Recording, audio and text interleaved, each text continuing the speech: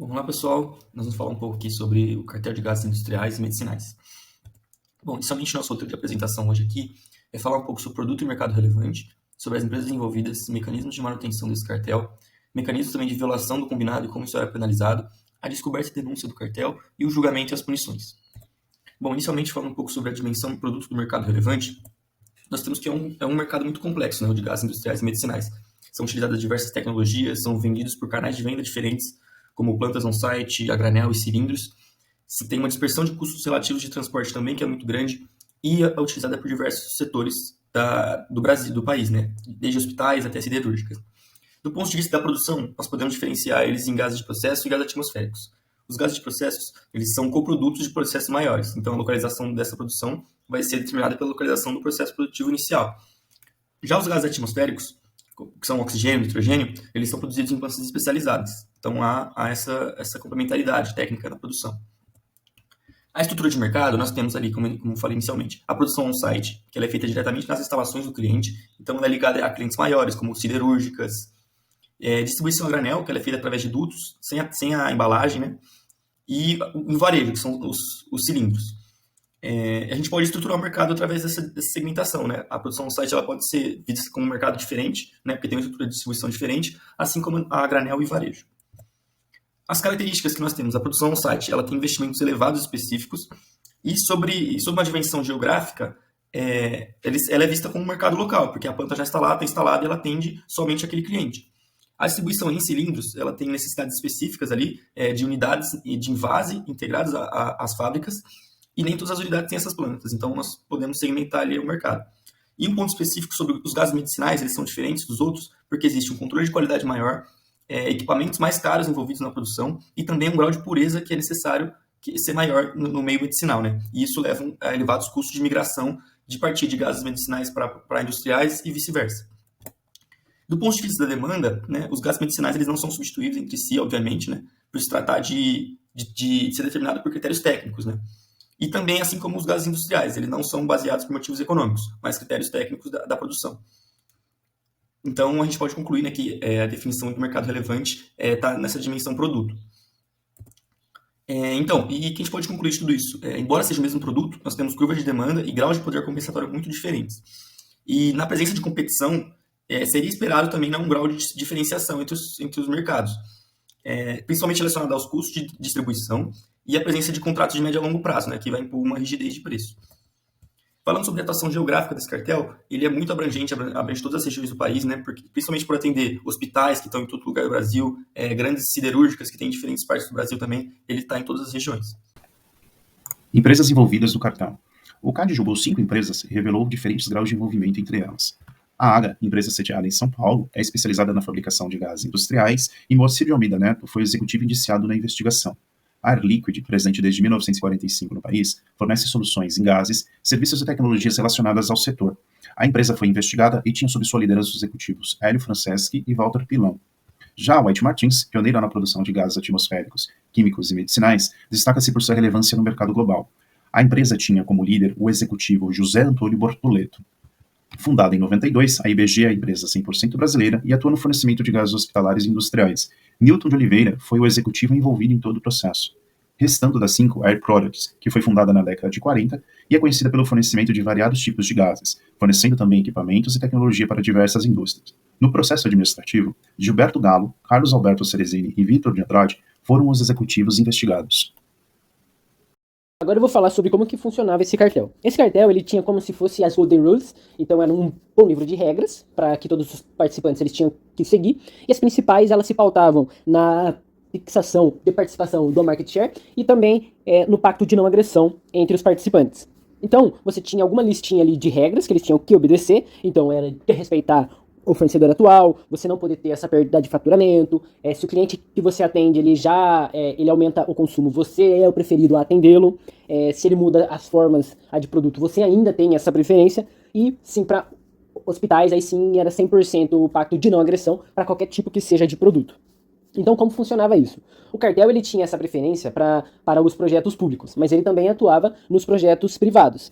Então, eles tinham uma conta corrente, que era basicamente o livro de clientes e registros financeiros, que eram onde eles utilizavam para observar se todo mundo estava agindo certo e quais os clientes e quanto financeiramente passava ali para que eles tinham para que eles tivessem a equalização de ganhos. Então, se o cliente, se esse cliente novo ele já existisse na conta corrente, a preferência era do fornecedor que já atendia esse cliente. Agora, se ele não estivesse lá, eles faziam uma reunião onde eles definiam que a empresa que ela fosse detentora da região, ela tem a preferência para atender esse novo cliente.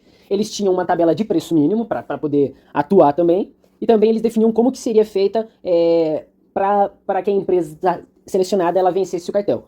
Ou seja, a maioria das vezes as empresas elas nem entravam para a disputa da licitação.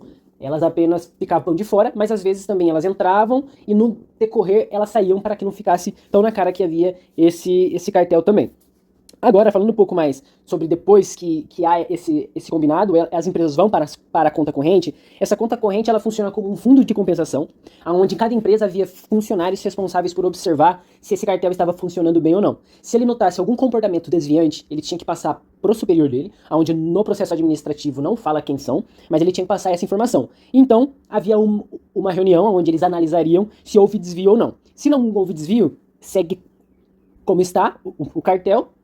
Mas, se houvesse o desvio, a empresa agredida e a agressora, elas tinham essa reunião, onde a agressora ela tinha que ou devolver esse cliente para a agredida ou entregar outros clientes para essa empresa, a fim de compensar a perda financeira que ela teve por essa infração de tomar o cliente da outra empresa. Então, a conta corrente ela funcionava como esse fundo de compensação, e quando havia um participante, e quando havia um agente novo e independente, um distribuidor independente, ele tinha que aceitar esses termos de preços mais altos, de atendimento, pois se ele não aceitasse, a mercadoria ela não seria entregue, então ele acabava sendo expulso do mercado, haja vista que essas empresas elas tinham quase que 100% do market share.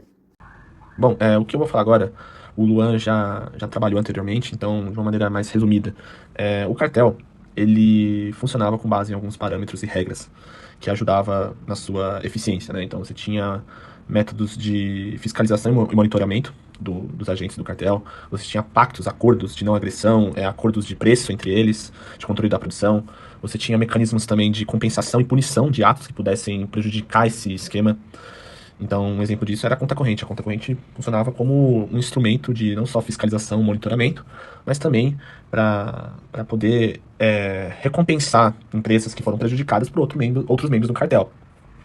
Então, quando você tinha perda de clientes, por exemplo, era comum que a empresa que perdeu seus clientes para o outro membro fosse recompensada, seja de uma maneira financeira ou através até mesmo de outros clientes, mas para que isso possa ressarcir ela e manter ali o equilíbrio do esquema, né? E além disso, você tinha meios de punição também. E esses meios de punição não só se aplicavam aos membros do cartel, né? Mas também a empresas que ficavam à margem desse esquema. Então, por exemplo, as revendedoras de gases, né, que eram as clientes desses cartéis.